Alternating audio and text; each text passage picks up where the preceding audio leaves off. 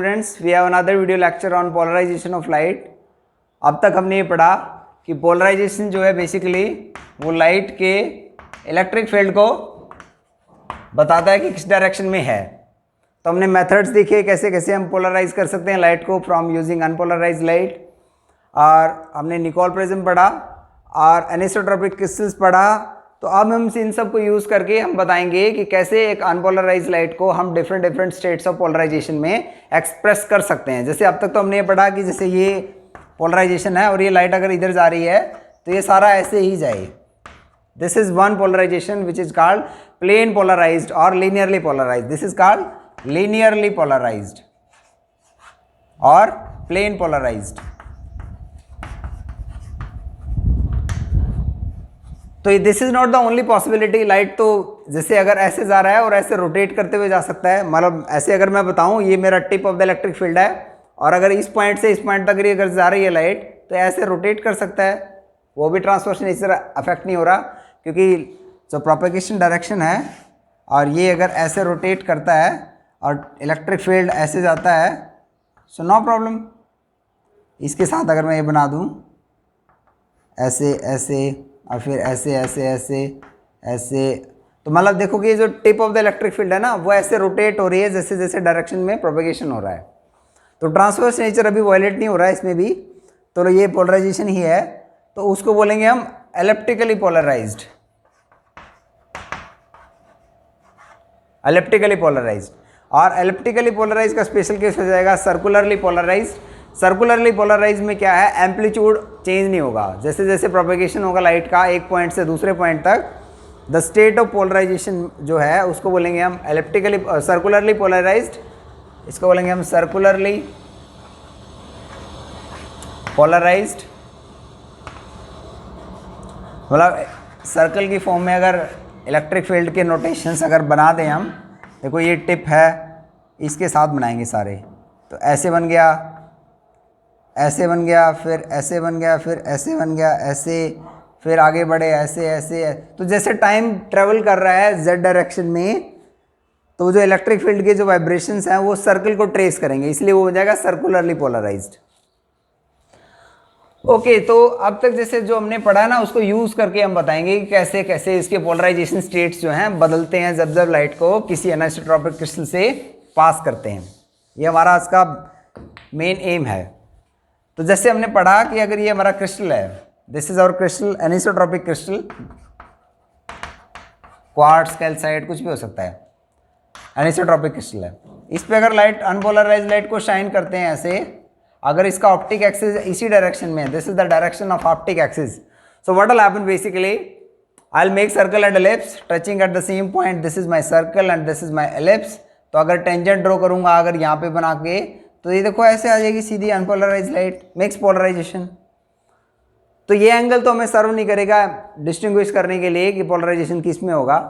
तो what other method that can be use is, ये हमारा क्रिस्टल है, हम लाइट को ऐसे लॉन्च कर दें, ऑप्टिक एक्सिस ऐसे ही रहेगा, no problem, this is the direction of optic axis. लेकिन हम इसको किसी एंगल थीटा पे लॉन्च कर दें कि जो लॉन्च बीम है वो that is making angle theta with the direction of optic axis. तो अब क्या होगा, जैसे अगर ये मेरा एम्पलीट्यूड ए है, so I can write this to be amplitude a cos theta, and ये जो हो जाएगा this will become a sine theta. इसको अगर मैं ऑर्डिनरी नाम देता हूं और इसको एक्स्ट्रा ऑर्डिनरी नाम देता हूं, so I can write the amplitude of the field y1, मतलब दो वेव लिख सकता हूं मैं, that is a cos theta, y2 a amplitude लिख रहा हूं, फिर फुल वेव लिखेंगे ए साइन थीटा, और ये तो एम्पलीट्यूड है, this is not having time variation till now, तो ये एम्पलीट्यूड है और ये एम्पलीट्यूड है वेव्स का having sinusoidal variation, angular frequency omega and time period T and additional phase difference delta, और दूसरी वेव जो बनी है साइन ओमेगा टी। अब जो हमारे दो कंपोनेंट्स बन गए y1 एंड y2, तो इनकी मदद से जो ये टाइम हार्मोनिक्स हमारे बने हैं एक वेव और दूसरी वेव में, क्योंकि दोनों वेव सेम स्पीड से तो ट्रैवल नहीं करती, they are travelling at different velocities, उनके एम्पलीट्यूड डिफरेंट हैं, उनके फेज डिफरेंट हैं, बट उनका जो पीरियड है वो सेम है, टाइम पीरियड उनका सेम है, ओमेगा टी डिसाइड करता है ना टाइम पीरियड को, तो दैट इज सेम। अच्छा, अब हम इनको एक्सप्रेस कर सकते हैं, इसको हटा देते हैं अगर आपको ये समझ में आया तो।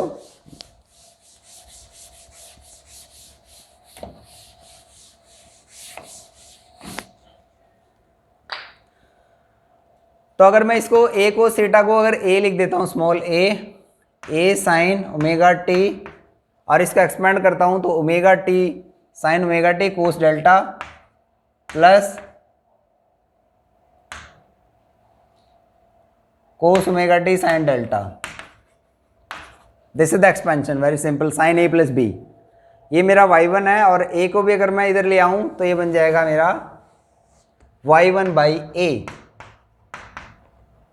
Similarly y2 upon a b लिख सकता हूं मैं, अगर इसको एम्पलीट्यूड को a साइन, जैसे हमने a कोस थीटा को लिखा था a साइन थीटा को लिख देता हूं मैं b, तो y2 upon b becomes sine omega t. अब अगर मेरा y2 upon b sine omega t है तो मैं कोस ओमेगा टी इससे बना सकता हूँ। क्या बनेगा cos omega t? Cos omega t बनेगा 1 minus y2 square by b square, इसका square root. If I know sine omega t y2 by b, I can make that. Very simple. So I'll make use of this expression into the first equation, y1 by a equal to sine omega t के लिए मेरे पास y2 by b है, cos delta as it is, cos omega t के लिए मेरे पास आ गया expression 1 minus y2 square by b square square root, sine delta के लिए एक्सप्रेशन बन जाएगा, नहीं sine delta as it is. ये इक्वेशन बन गया, वेरी सिंपल। तो मैं इसको इधर ले आता हूँ तो ये बन जाएगा मेरा नेगेटिव साइन, और ये हो जाएगा इक्वल टू, वेरी सिंपल। और अब क्या करते हैं, हम इसको स्क्वायर कर देते हैं थ्रू आउट। जब स्क्वायर करेंगे थ्रू आउट तो ये क्या बन जाएगा y1 square by a square plus y2 square by b square cos square delta minus twice y1 y2 upon a b cos delta equal to, इसका स्क्वायर एक्सपेंड करेंगे तो ये स्क्वायर रूट हट जाएगा, साइन स्क्वायर डेल्टा लग जाएगा। तो first multiplication में आएगा साइन स्क्वायर डेल्टा, और सेकंड कंपोनेंट आएगा y2 square sine square delta. अब ये क्वांटिटी इधर आएगी तो कोस स्क्वायर डेल्टा इधर है, साइन स्क्वायर डेल्टा इधर है, तो मैं इधर ही ले आता हूँ इसको भी। ये बन जाएगी plus y2 square by b square sine square delta. तो अब इससे मैं एक मास्टर इक्वेशन बना सकता हूँ टर्म्स को हटा के, क्योंकि cos square delta plus sine square delta को 1 लिखा जा सकता है। So I can write this to be equation which is y1 square by a square plus y2 square by b square minus हाँ, तो मतलब ये y1 square by y2 square, okay right, cos square delta sine square delta 1 हो जाएगा। तो इसमें मैंने 1 multiplication में आ गया, minus twice of y1 y2 divided by a b cos delta equal to sine square delta. ये बन गया हमारा master equation. This equation will tell when different value of delta are introduced for a different thickness of the crystal, what kind of changes are observed in the state of polarization. So now we'll talk about the different cases. So there are different cases कि delta जो है introduce हो रहा है, जैसे एक पूरा wave हमारा, right, this is our full wave 0 से 2 पाई, यहाँ pi, this is pi by 4 2, तो यहाँ फिर से पाई बाई 4 हो जाएगा। तो हम ये डेल्टा वैल्यूज़ की बात करेंगे। ये जो एंगल इधर है ना डेल्टा है, ये इंट्रोड्यूस हो रहा है एक ऑर्डिनरी वेव में, और एक्स्ट्रा ऑर्डिनरी वेव और ऑर्डिनरी वेव के बीच में डिफरेंस है डेल्टा। तो ये जब डिफरेंट वैल्यूज़ होंगे तब क्या क्या चेंजेस होंगे इस इक्वेशन में। तो फर्स्ट केस ऐसे हम बात करते हैं डेल्टा इक्वल टू 0 और 2 पाई, मतलब 2 एंड पाई वैल्यूज़ के ऊपर, एन 0 है तो हमारा डेल्टा इक्वल टू 0 केस हो जाएगा। तो अब इस इक्वेशन में वेरी सिंपली हम डेल्टा 0 करेंगे तो क्या हमारा कोस कंपोनेंट क्या आएगा, कोस डेल्टा विल बी कोस 0 0 हो जाएगा, सॉरी कोस 0 1 होगा, कोस 0 1 होगा, साइन डेल्टा 0 हो जाएगा। तो ये 1 हो गया, यहाँ पे 0 हो गया, तो ये इक्वेशन बन जाएगी y1² बाई, मतलब ये इक्वेशन a माइनस बी का होल स्क्वायर हो जाएगी। तो मैं सिंपली लिख देता हूँ y1² बाई a², मतलब स्क्वायर भी क्यों लगाना जब a माइनस बी का होल स्क्वायर ही है, तो y1² sorry y1 by a minus y2 by b, इसका होल स्क्वायर इक्वल टू 0 है। तो इसका मतलब क्या है, इसका प्लस माइनस 0 है, किसी क्वांटिटी का स्क्वायर 0 है तो प्लस माइनस 0 होगा। तो यहाँ से y1 को मैं लिख सकता हूँ y2 by y2 into b a upon b with plus minus sign. तो ये इक्वेशन ऑफ स्ट्रेट लाइन है। y1 is a multiplication factor y2, तो this is y is equal to mx plus c kind of equation. तो this is a straight line, तो ये हो जाएगा plane polarize light और लीनियरली पोलराइज, प्लेन और linearly polarize, this is called linearly polarize light. अब second case पे बात करते हैं। सेकंड केस, और ये ना फुल वेव का पाथ इंट्रोड्यूस किया है इसने, तो इसको बोलेंगे full wave plate, this is called full wave plate. तो क्रिस्टल से जब पास करेंगे इस तरह से, तो वो प्लेन पोलराइज लाइट देगा व्हेन डेल्टा इज 0 और 2n पाई। सेकंड केस पे हम आते हैं, when delta is your pi, तो साइन पाई क्या होता है 0 और कोस पाई क्या होता है -1, क्योंकि कोस वेव तो ऐसे जाती है ना, सॉरी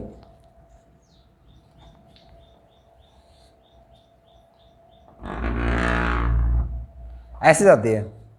तो जब पाई वैल्यू के ऊपर तो -1 होता है, तो इक्वेशन में यहाँ -1 हो जाएगा, तो माइनस माइनस +1, यहाँ पे 0, तो ये क्या बन जाएगी a² plus b² plus 2ab, तो a प्लस बी का होल स्क्वायर बन जाएगी। तो a प्लस बी का होल स्क्वायर 0 है, तो a प्लस बी भी 0 है, तो y1 upon a plus y2 upon b equal to 0 है।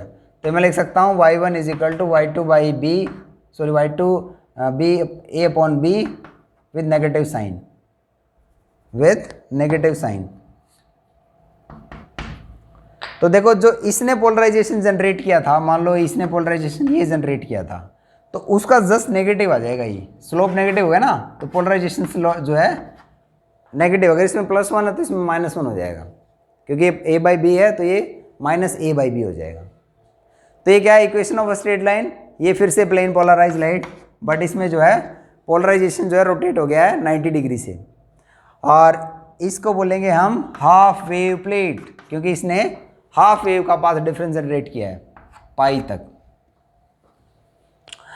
थर्ड केस पे बात करते हैं हम। तीसरा केस जैसे बनेगा इसमें, when delta value is equal to π/2, तो डेल्टा π/2 है तो sine π/2 is 1, cos delta is 0, तो ये यहाँ 1 लिख दे देंगे, यहाँ 0 लिख देंगे, तो ये क्या बन गया y1² by a² plus y2² by b² is equal to 1। ये क्या बन गया, this is an equation of ellipse. ये क्या है, एलिप्स का इक्वेशन है, तो ये हो जाएगा एलिप्टिकली पोलराइज्ड। अगर हम डेल्टा π/2 जनरेट कर सकते हैं, तो पार्ट डिफरेंस ऑर्डिनरी और एक्स्ट्राऑर्डिनरी के बीच में अगर पार्ट डिफरेंस है, अगर वो हम बता सकते हैं कि that is our π/2, then we have elliptically polarized, right. We have another case when delta is equal to, अच्छा इसको हटा देते हैं फॉर एग्जांपल, बाद में समराइज कर देंगे हम। ये बेसिकली क्वार्टर वेव प्लेट बनेगी, नहीं वेव्स प्लेट की बात बाद में करेंगे हम, एक बार पहले इसको हटा देते हैं। Let us see what is this. When delta is π/4, जब डेल्टा π/4 होगा तो इक्वेशन क्या बनेगी, ये भी 1/2, यहाँ 1/√2, तो ये इक्वेशन ऑफ अ एलिप्स बन जाएगी फिर से, y1² by a² plus y2² by b² minus twice y1 y2 upon ab √2 equal to 1/2। This is again an equation of an ellipse. तो इस केस में भी इक्लिप्टिकली पोलराइजेशन होगा। तो मतलब जब हमने स्टार्ट किया इस तरह के पोलराइजेशन से, जब पूरा एक वेव का पाथ डिफरेंस आया 0 से ये अगर 0 है तो जब पूरा एक वेव का पाथ डिफरेंस आया तो वो नेगेटिव हो गया था, वो ऐसे पहुंच गया था हमारा। When delta is our pi 2 pi sorry, इस तरह की पोलराइजेशन से इसमें कन्वर्ट हो गया। तो इसके बीच में जो जो आया ये है ना ऐसे, ये इलेप्टिकली पोलराइज हुआ, फिर सर्कुलरली पोलराइज हुआ। अच्छा, सर्कुलरली पोलराइजेशन का जो केस बना था उसमें जब अगर ए एंड बी अगर हम सेम कर दें थीटा 45 डिग्री के ऊपर, a cos theta a sine theta, when theta is 45 those both component are same. Theta क्या है? Angle between the launch beam and optic axis, ये थीटा एंगल है। तो जो हमारा इक्वेशन इलेप्टिकली पोलराइज लाइट बना है ना, ये इसके अंदर जब थीटा 45 डिग्री हो जाए तो हम बनाएंगे सर्कुलरली पोलराइज लाइट। तो जब ये वाला केस बन गया सर्कुलरली पोलराइज, फिर से इलेप्टिकली पोलराइज और फिर नेगेटिव पोलराइजेशन के साथ प्लेन पोलराइज। तो इस तरह से, और फिर से अगर रोटेट करेंगे तो वापस फिर से हम पूरा वही पोलराइजेशन हमें मिलेगा।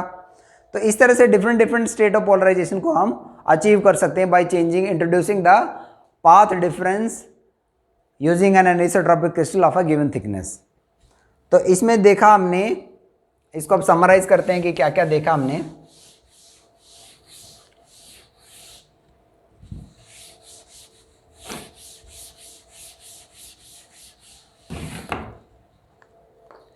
देखो हमने ना एक मास्टर इक्वेशन पे डिफरेंट केसेस इंपोज किए थे।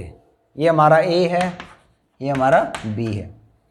तो केसेस इंपोज ये किए थे, तो डेल्टा जो ना पार्ट डिफरेंस इंट्रोड्यूस होता है वो 0 हो सकता है, वो 2 पाई भी हो सकता है, एक ही बात है इन दोनों में। तो वो पाई हो सकता है, पाई बाई 2 हो सकता है, पाई बाई 4 भी हो सकता है।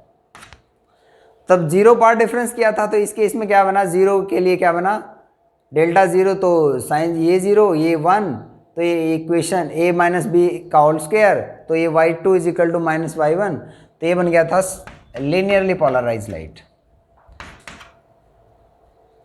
जब थीटा डेल्टा हमारा पाई था, तो पाई के केस में क्या बना, कोस पाई माइनस 1, तो ये a प्लस बी का होल स्क्वायर, ये फिर से प्लेन पोलराइज लाइट, बस ये a प्लस बी का होल स्क्वायर, इसमें a माइनस बी का होल स्क्वायर, तो ये फिर से लीनियरली पोलराइज विद, मतलब उसका नेगेटिव साइन मैंने इसलिए लगा दिया क्योंकि अगर इससे पोलराइजेशन ये बना है तो इससे पोलराइजेशन ये बनेगा। When this is pi by 2 के केस में क्या होगा, साइन 91 कोस 0, तो ये इक्वेशन ऑफ अ सर्कल ये बनेगा, सॉरी इलिप्टिकली पोलराइज, ये बनेगा एलिप्स का इक्वेशन, तो ये बनेगा एलिप्टिकली पोलराइज लाइट, ऐसे हो जाएगा किस्म से। और जब हम एंगल पाई बाई 4 पे करते हैं बात, तो क्या होता है 1/√2 यहाँ पे 1/2 यहाँ पे स्क्वायर होके, क्योंकि cos sine both are same at pi by 4 delta value, तो ये फिर से बनेगा एलिप्टिकली पोलराइज। इसमें हमने बात की थी जब इसके साथ साथ जब डेल्टा हमारा, अच्छा ए एंड बी का खेल है सारा, जब ये केस था हमारा तो क्या बना था, y1 square by a square plus y2 square by b square equal to 1, ये बना था। अब a और b पॉसिबली इक्वल कब है, जब थीटा इक्वल टू हमारा 45 डिग्री है, ये एंगल है, तो हमारा a एंड b सेम हो जाएगा, small a and small b will be same. तो जब ये है इसके साथ साथ delta is this and in addition to that theta is 45 degree, तो हमें बनेगा इस केस के लिए बन जाएगा सर्कुलरली पोलराइज लाइट, CP भी बन जाएगा जब एंगल हमारा थीटा एंगल हमारा 45 डिग्री है और इसके साथ साथ जो पोलराइजेशन जो पाथ डिफरेंस जनरेट हुआ वो हमारा पाई बाई 2 है। तो ये हमने देखा कैसे कैसे हो रहा है। तो ये बेसिकली ना ये फुल वेव प्लेट है, किस्म से पूरा वेव का पाथ डिफरेंस जनरेट किया है। ये किस्म से हाफ वेव प्लेट है, ये 1/4 कर रहा है ना वेव का, क्योंकि पूरा वेव तो 2 पाई है, 2 पाई का हाफ वेव प्लेट, इसका half quarter wave plate, this is quarter wave plate. और क्वार्टर वेव प्लेट का खास बात ये पता चला कि जब एंगल 45 डिग्री है between the optic axis and incident beam, तो अगर ये थीटा 45 डिग्री है तो हम ना सर्कुलरली पोलराइज लाइट अचीव कर सकते हैं। ओके, तो वेव प्लेट का जो हमने बात किया है उसकी थिकनेस पे भी बात करते हैं कि कितना थिकनेस होना चाहिए, what should be the thickness, so that कि जो लाइट हमने इंट्रोड्यूस, लाइट में जो एनिसोट्रॉपिक क्रिस्टल इंट्रोड्यूस किया है उसका थिकनेस कितना चल सकता है कि हम उससे डिफरेंट पोलराइजेशन अचीव कर सकते हैं। वेव प्लेट्स, तो एक तो जैसे हमारा म्यू ओ ऑर्डिनरी का अगर है, म्यू ई एक्स्ट्रा ऑर्डिनरी का है, इन दोनों के बीच में डिफरेंस अगर थिकनेस टी की वजह से जो हो रहा है ये ऑप्टिकल पाथ हो जाएगा, बेसिकली इफेक्टिव ऑप्टिकल पाथ, क्योंकि ordinary extraordinary they are travelling with a different speed. तो टी डिस्टेंस ट्रैवल करने के बाद अगर वो λ/2 का पाथ डिफरेंस जनरेट करती हैं तो वो बन जाएगा बच्चों half wave plate, that is called half wave plate. तो यहाँ से टी में लिख सकता हूँ, टी हाफ वेव प्लेट हो जाएगी λ/2 μo minus μe। Similarly, this is called half wave plate। या λ/4 हो जाए तो क्या होगा, क्वार्टर वेव प्लेट। तो T QWP equal to λ/4 μo minus μe, इसको बोलेंगे quarter wave plate. Quarter wave plate का खास बात ये है कि वो सर्कुलरली लाइट में सर्कुलरली पोलराइज लाइट में कन्वर्ट कर सकती है अगर एलिप्टिकली पोलराइज लाइट है, और हम लॉन्च अगर थीटा 45 डिग्री पे करते हैं between the optic axis and launch beam, ये थीटा हमारा 45 डिग्री होती है, ये ऑप्टिक एक्सिस की डायरेक्शन है। तो आज के लिए इतना ही। अगर कोई डाउट है, क्वेश्चन है, please like share and subscribe our video and comment also. Thank you very much.